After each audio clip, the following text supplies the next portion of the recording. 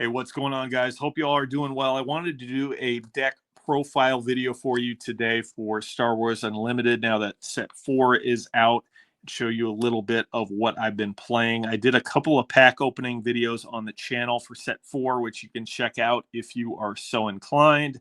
This is what I've been rocking: a Cad Bane green list, just a vanilla 30 health base. Cad Bane's a leader I've been playing on and off since set 3 when I first started playing the game. I experimented a little bit with a Cad ECL Energy Conversion Lab list. Energy Conversion Lab is a 25 health base. It's also green, but it allowed you to ambush one of your units with a cost 6 or less once per game. I played the full ramp package in that list with 3 resupply and 3 super laser technicians, but I felt like with only 25 health, the ramp package didn't really have time to pay off. So I often was really close to 25 damage by the time I got my bigger units on the board with the resupply and the super laser technicians. You're oftentimes, when you play those cards, you're sacrificing your earlier turns in favor of a better late game. But with 25 health, it just never really worked out. So I switched over to probably the more common way to play Cad Bane, which was Cad Bane Tarkin Town.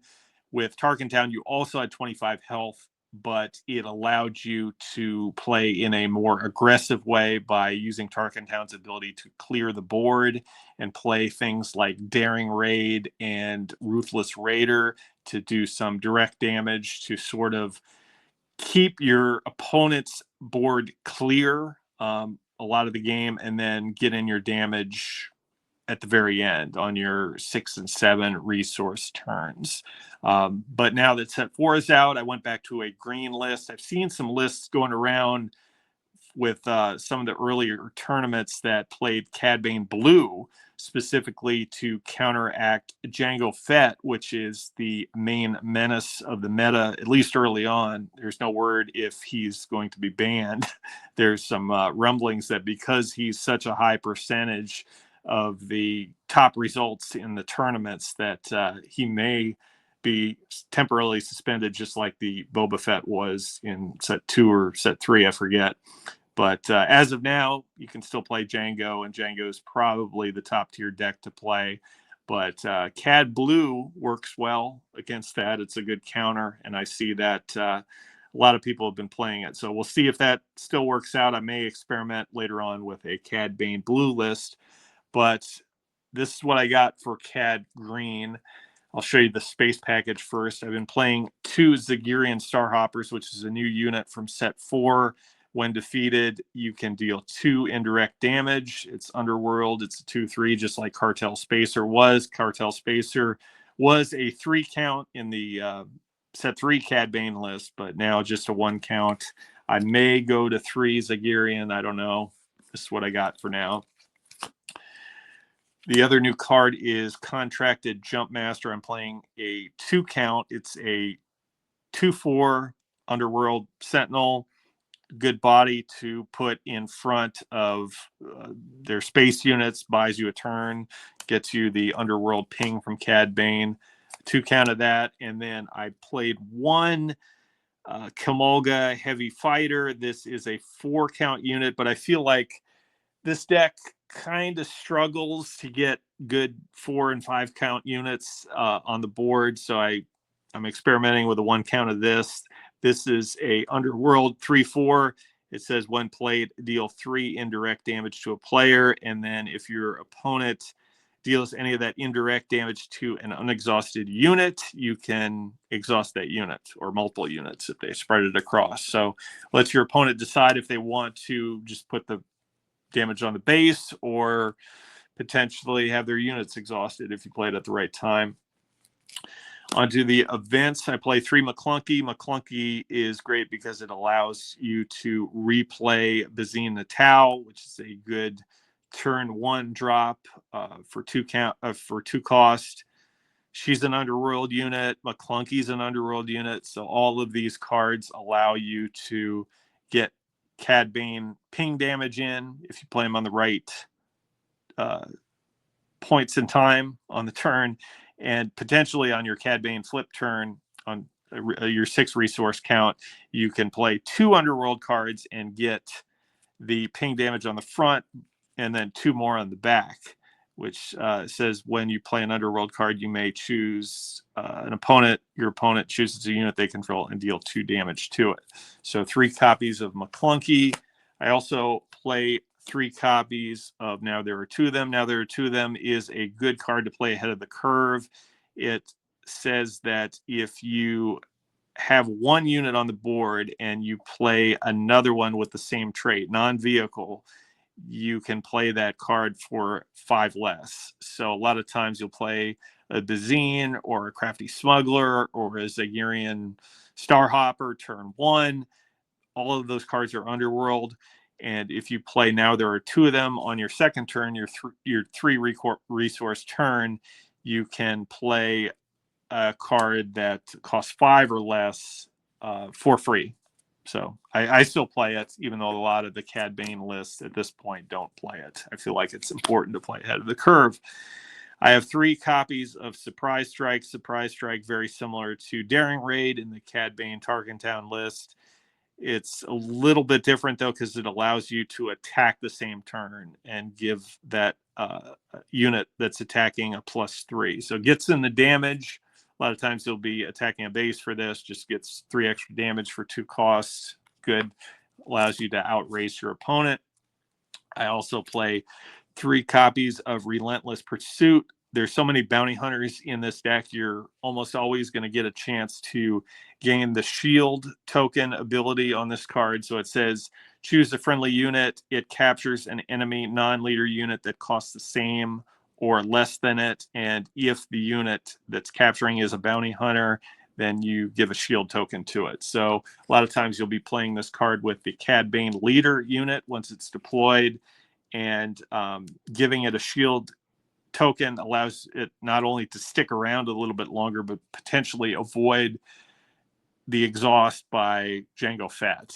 So if your opponent is playing Jango Fett and plays something like a P-38 to get in a ping damage or an IG-2000 or something like that, the shield token will just absorb the ping and it won't exhaust.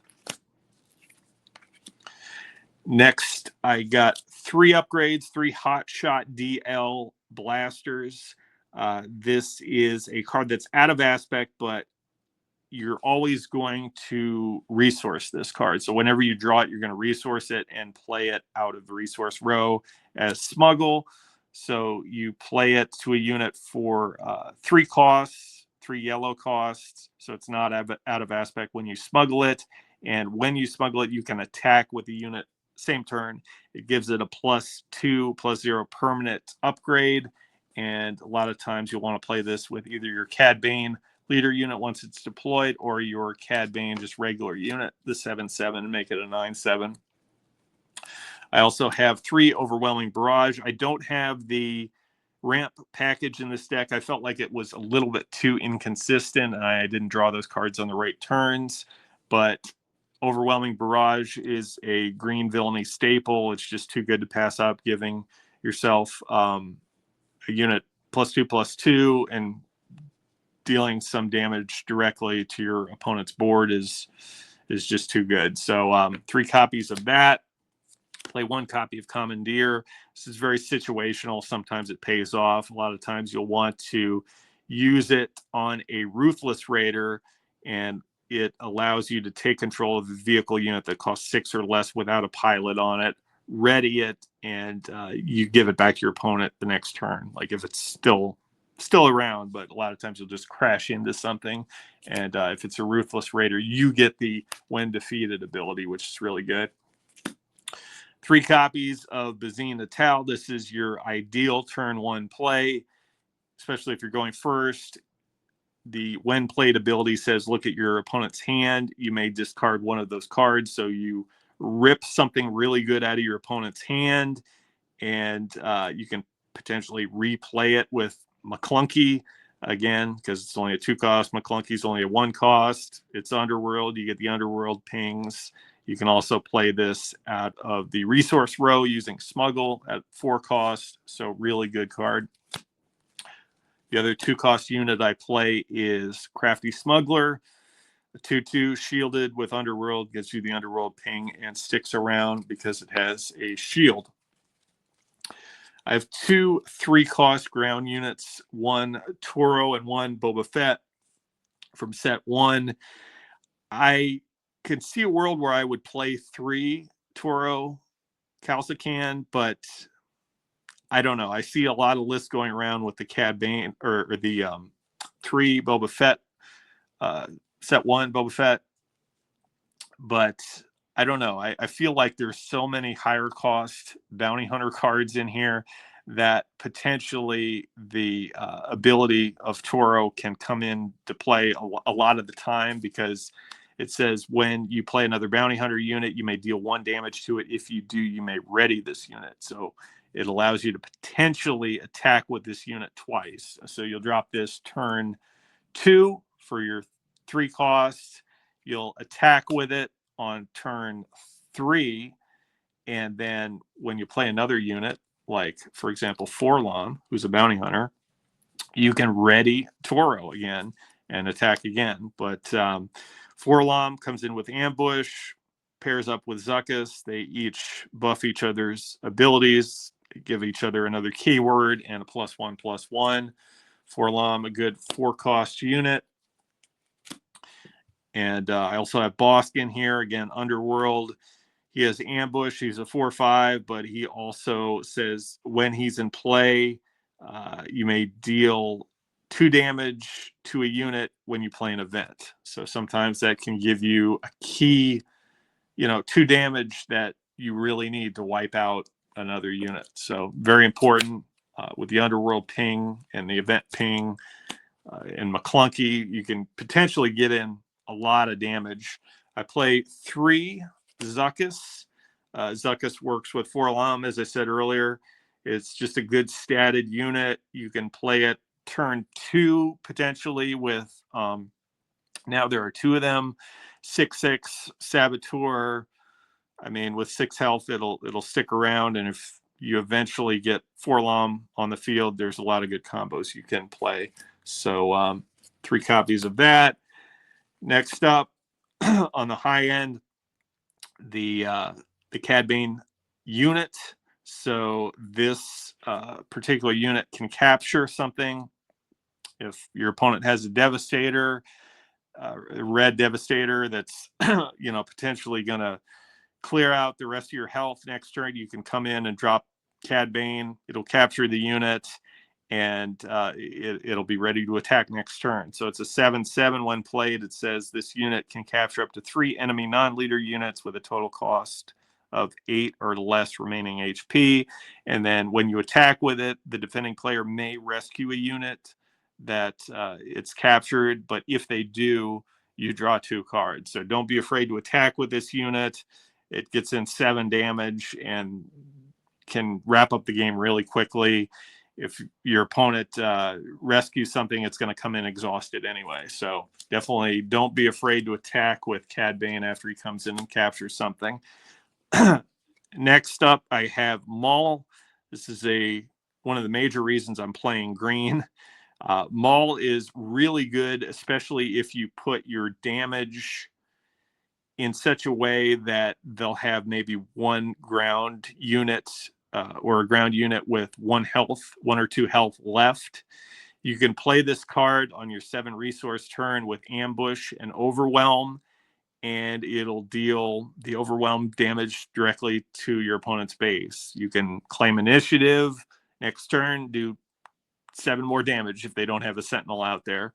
So this can wrap up the end game really nicely for you with this Overwhelm and Ambush. It also has Underworld, so you get your Underworld ping.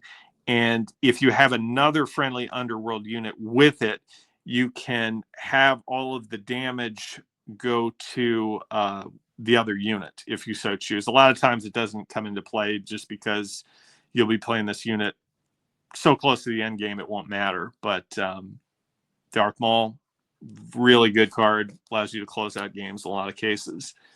And final unit is Reinforcement Walker. This is an 8-cost unit.